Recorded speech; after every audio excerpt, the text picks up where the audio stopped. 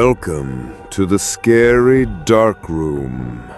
Hey guys, tonight we dive into a chilling confession from a man who worked the night shift, a job that seemed simple enough until the darkness revealed what should have stayed hidden. Before we get deep into the story, take a moment to like and subscribe to the video. And tell me in the comments, where are you watching from? And what time is it there right now? Now, let's begin. The story comes from Daniel, a hospital security guard who swore that what happened to him was not imagination, not fatigue, but something far worse. He spent years working the graveyard shift, patrolling long hallways and dim rooms where silence stretched endlessly. Hospitals after midnight are not the same places you know during the day. They are quieter, yes, but in that silence, something else lurks. It's a stillness that feels alive, like the air itself is waiting for something. Daniel said that the first months passed without much trouble. He grew used to the flicker of fluorescent lights, the hum of machines, and the echo of his footsteps on tile. But over time, unease crept in.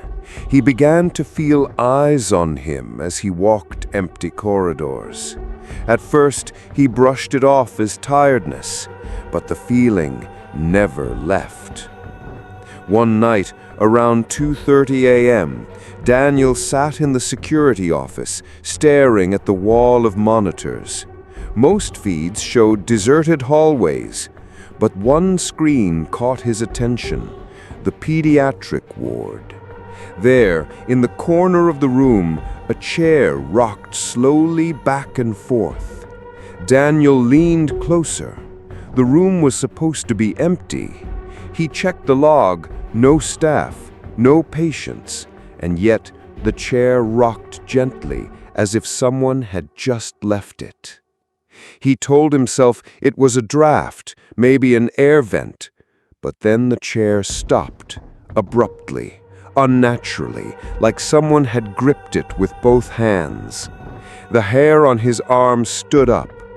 He left the office to check. The pediatric ward was long and dim, lit by weak bulbs that buzzed faintly overhead. He stepped into the room. The chair was perfectly still. Relief washed over him for only a moment, until his flashlight revealed something smeared on the wall. Tiny handprints, dark, sticky, and far too high for any child to have reached. Daniel's chest tightened. He lifted his hand and touched the stain. It was tacky, like dried blood. That was when he heard it. A laugh. Not the sweet laugh of a child. It was hollow, distorted, echoing around the room like it came from everywhere at once. Daniel's breath caught in his throat. He spun, shining the beam of his light across the room. Nothing, only shadows and silence. Then, slowly, the chair creaked again and shifted an inch across the floor. Daniel backed into the hall, trying to steady his breathing. At the far end of the corridor, something darted past. Small, quick. He caught a glimpse. A child, barefoot, in a thin hospital gown, head bowed as she vanished behind the corner. He ran after her, his flashlight beam shaking. But when he rounded the corner, the hallway was empty. No doors had opened, no sound of running feet, just silence. When Daniel returned to the office, his heart froze. The camera feed showed the pediatric room again. The chair was overturned now, and in the reflection of the window across from it, he saw a face. A child's face, pale, hollow-eyed, staring straight into the camera, as if it knew he was watching.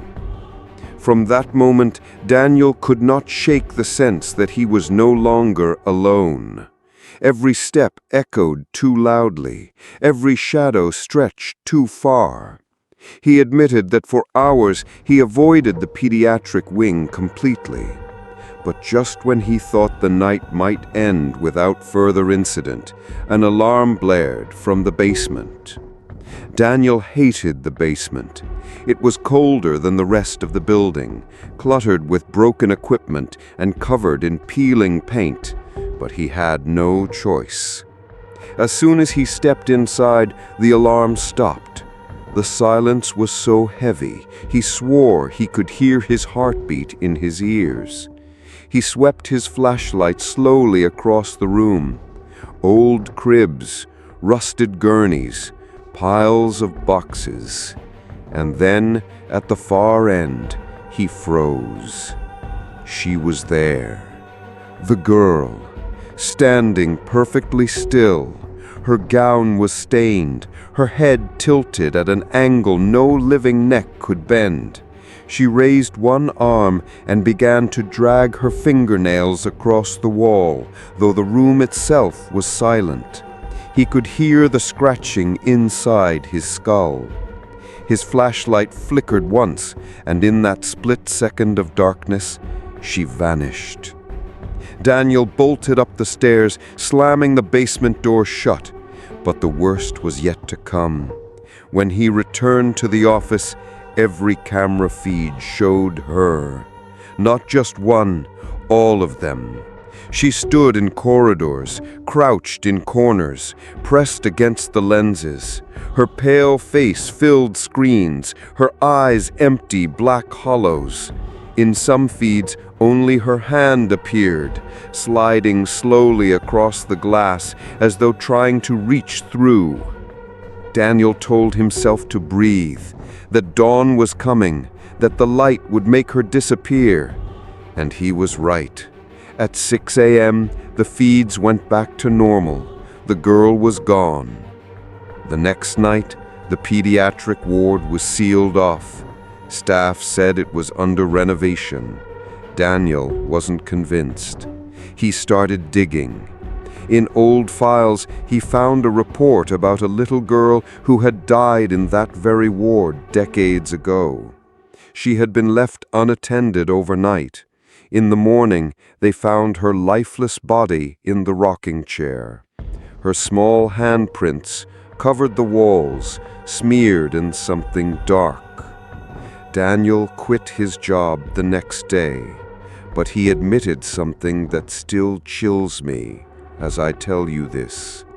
He said that the girl didn't stay behind, that even after leaving the hospital, he would sometimes awake at night to the sound of a chair rocking.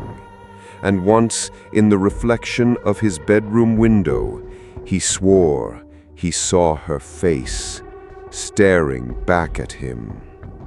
So, if you ever find yourself alone at night, whether at work or at home, and you hear a faint laugh or the sound of wood creaking, don't ignore it.